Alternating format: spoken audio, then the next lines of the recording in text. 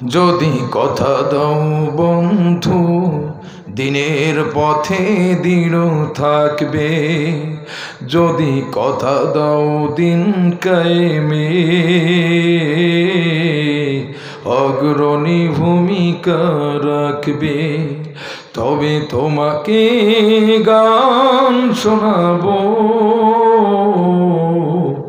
যে গানে হৃদয়টা জাগবে। আমার গানে যদি তোমার প্রাণে ইমানি দীপ্তি ছড়ায়, আমার সুরে যদি সবার মনে জিহাদি প্রেরণা যোগায়, তাহলে আমার এই কণ্ঠ, তাহলে আমার এই কণ্ঠ আন্দোলনের কাজে লাগবে। যদি কথা দাও দিন কায়েমে অগ্রণী ভূমিকা রাখবে, তবে তোমাকে গান শোনাবো যে গানে হৃদয়টা জাগবে। আমার গান যদি জাগাতে পারে ইমানি নবচেতনা, আমার সুর যদি ভোলাতে পারে আঘাতের শত বেদনা, তাহলে আমার এই কণ্ঠ,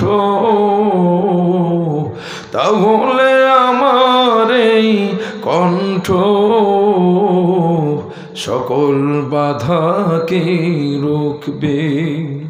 যদি কথা দাও দিন কায়েমে অগ্রণী ভূমিকা রাখবে।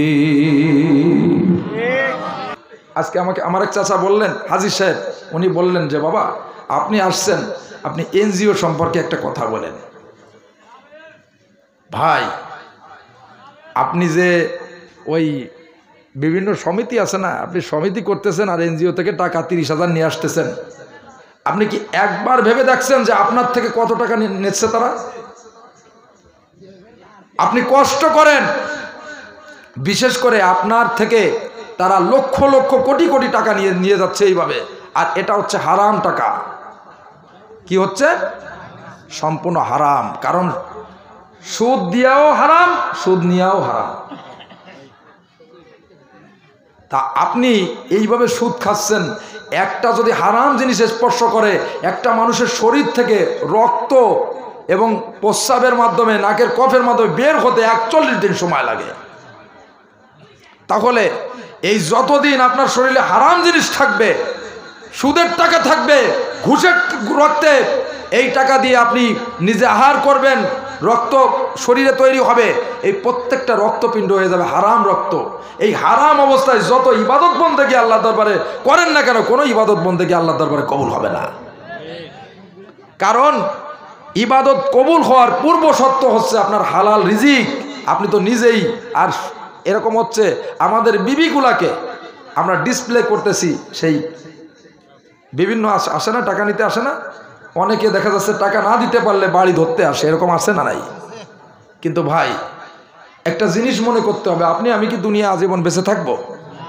তাহলে এই যে সমিতি করতেছি আপনি আমি, টাকা এই যে লেনদেন করতেছি, এই লেনদেনের কারণে তো আপনার কোনো ফায়দা হচ্ছে না, আপনারও তার থেকে বেশি নিয়ে যাচ্ছে। আর আপনার সব থেকে বড় হচ্ছে কি, আপনার ইমানটাকে নষ্ট করে ফেলছে এরা। আর করবো আমরা? আর করব?